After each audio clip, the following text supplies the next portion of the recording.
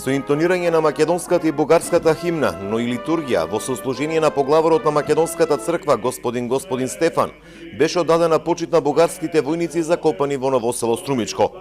Почит им одаде и бугарскиот претседател Румен Радев, кој на гробиштата не беше придружуван од македонскиот претседател Иванов, кој според бугарските медиуми го пречекал во Новосело, но веднаш заминал за Дојран.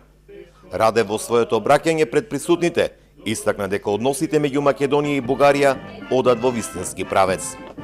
Активните действия за сближаването и засилването на взаимодействието. Активните действија за сближување и засилување на соработката меѓу нашите држави се подобрува од двете страни на границата и тоа е најсилниот сигнал дека одиме во вистинскиот правец. Че вървим в правилната посока.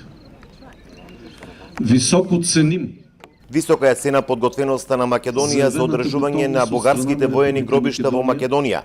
Бугарија е подготвена на сестрана, материјална и експертска помош на Македонија.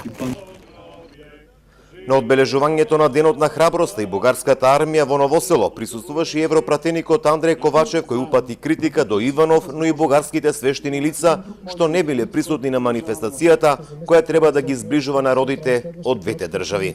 И има един страх од съвместно честване на општата ни историја. Има еден страф од заедничко одбележување на општата ни историја. Тоа е тажно.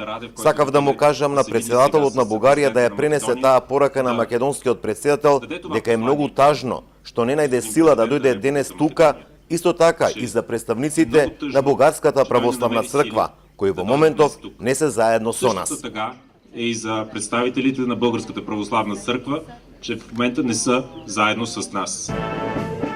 Венци и цвеќе пред споменикот на загинатите бугарски војници во Новосело положија представници на Националната гарда на Бугарија, воени аташеа, амбасадори, представници на локалната власт и граѓани од двете земји.